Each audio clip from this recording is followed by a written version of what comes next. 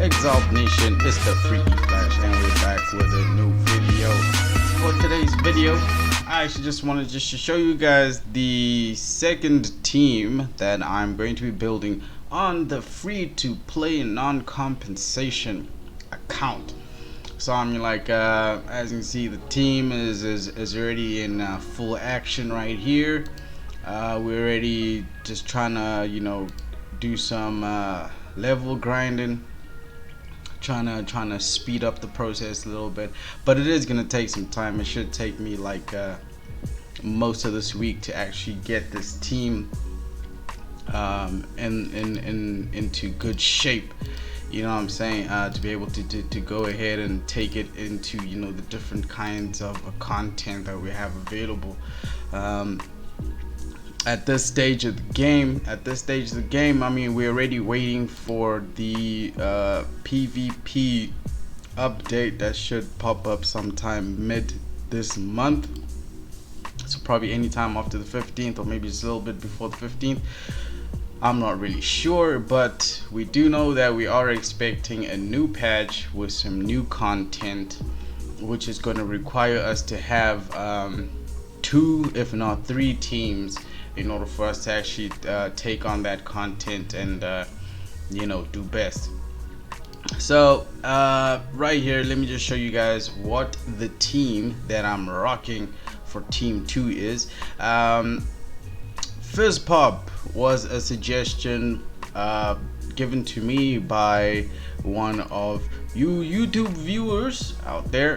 You guys suggested that I try build a team with Pop Fizz and just make it happen. So I was like, alright, cool. I'll try to do a team with Pop Fizz. Stormblade was one of the legendaries that I had pulled right in the beginning of the game, just after I got Ember. So he's just been there, just chilling, waiting for his opportunity to shine. The banner came up for him, so you can see I got a little super boost there. I did go and pop my crystals on that banner. As you see, like, I have like no crystals left after that. Worth it, because he is one of the original legendaries that I had. So it's not like I was summoning for new legendaries.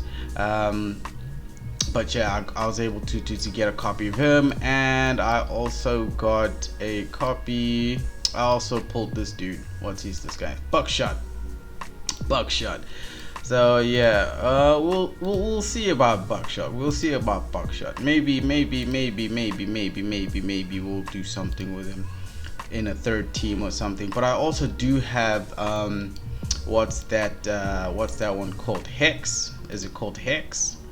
From that quest in the beginning. Yeah, I also got the Hex. I haven't popped it yet.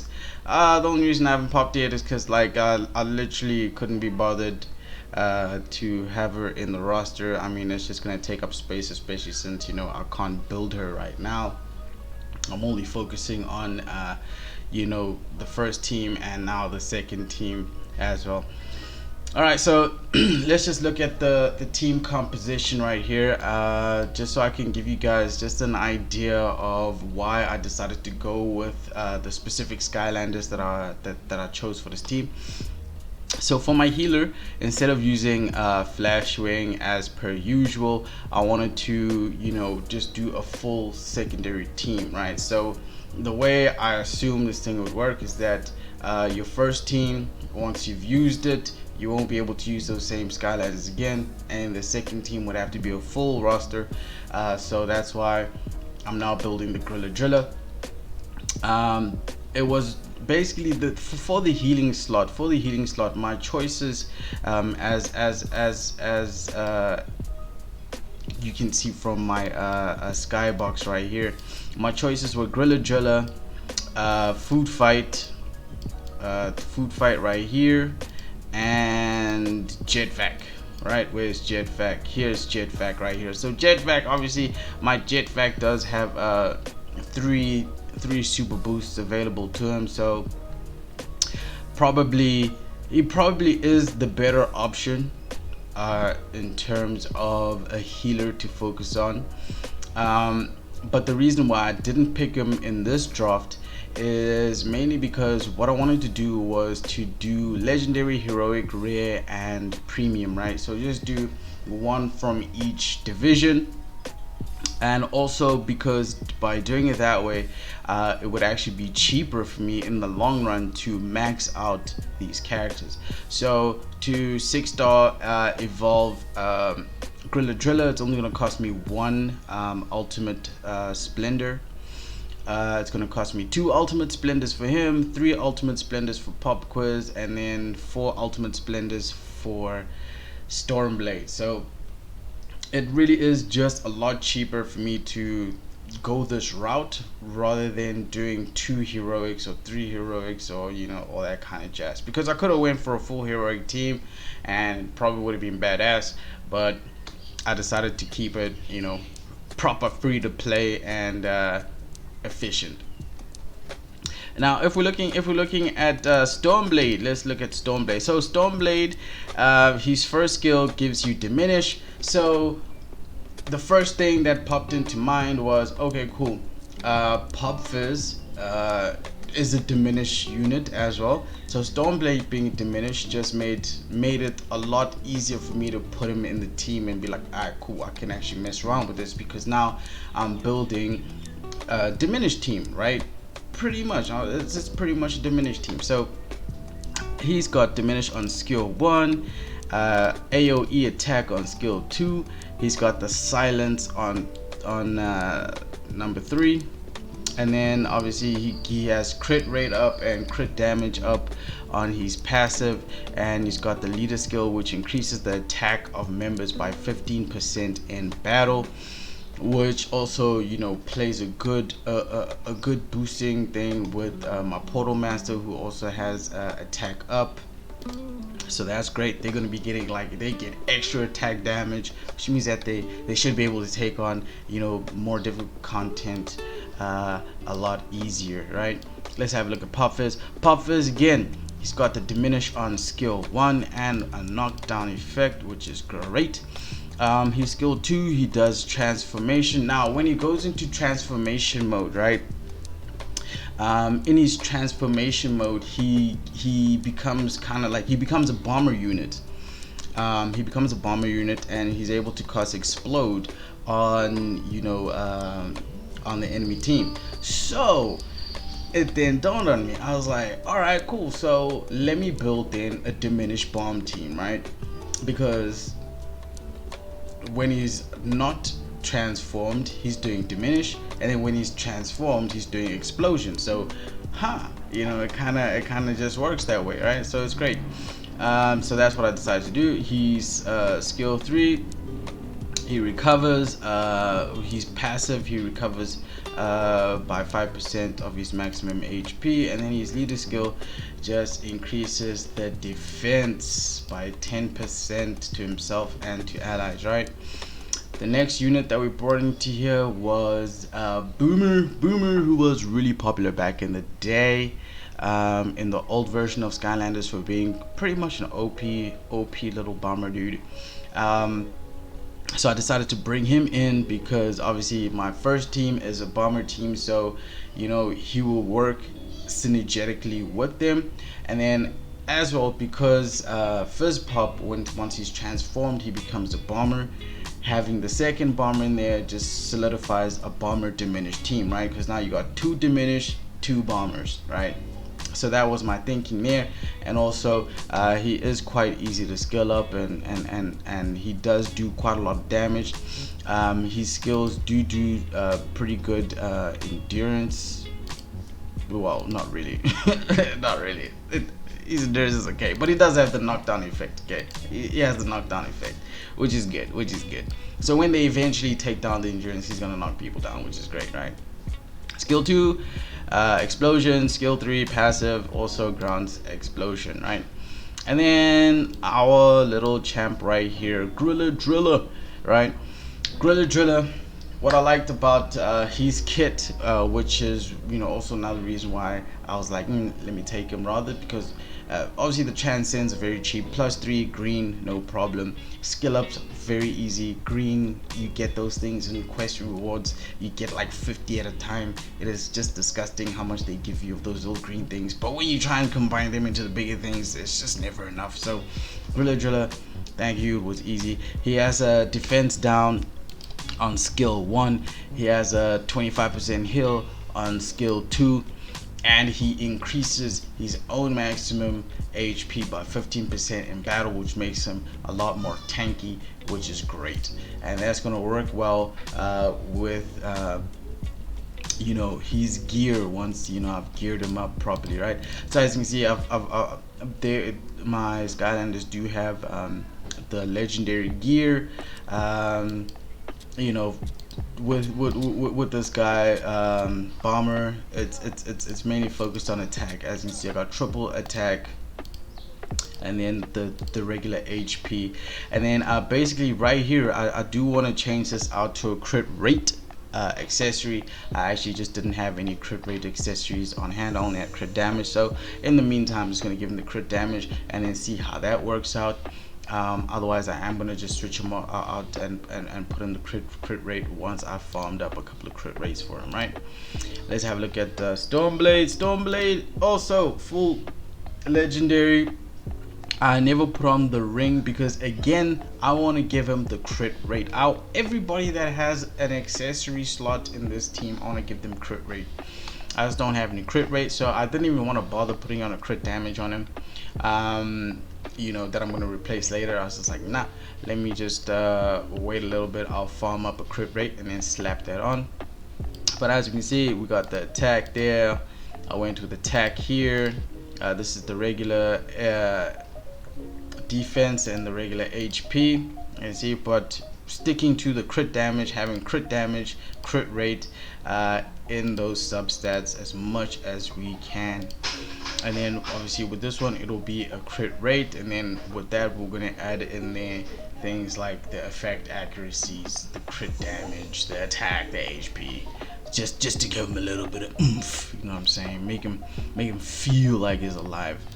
Gorilla Driller, I haven't put on any ether on Gorilla Driller yet.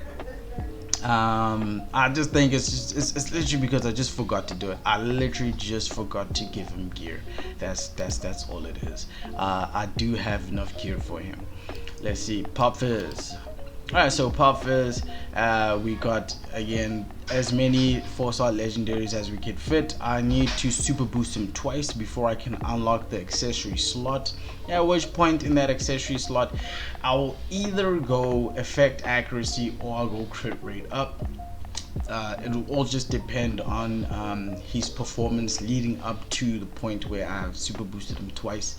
Right now my super boosts are mainly focused on Smolder Dash. I want to get her super boosted to the max as quickly as I can, but you know, when you're using just the keys, it takes a little bit longer, right?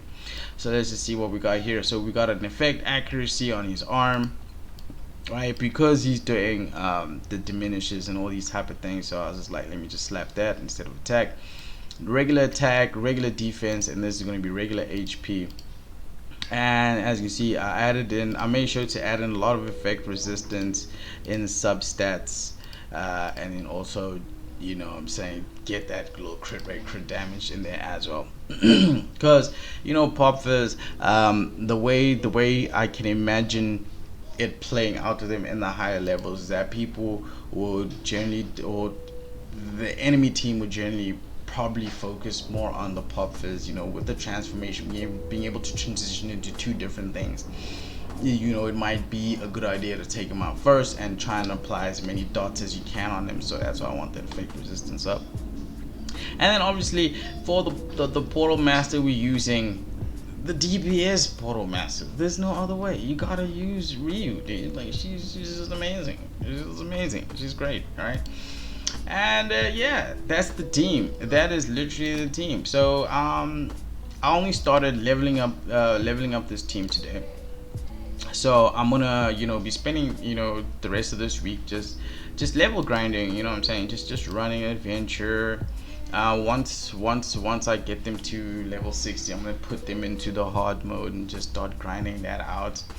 I'll get them to level 70 before I start plussing the gear, and then once they level 70, I'm gonna start plus 12ing all the gear, and then the team will be good for testing out in certain content. We'll do the C5 run, we'll try it out in C6, we'll try it out in all these different things and see how it works.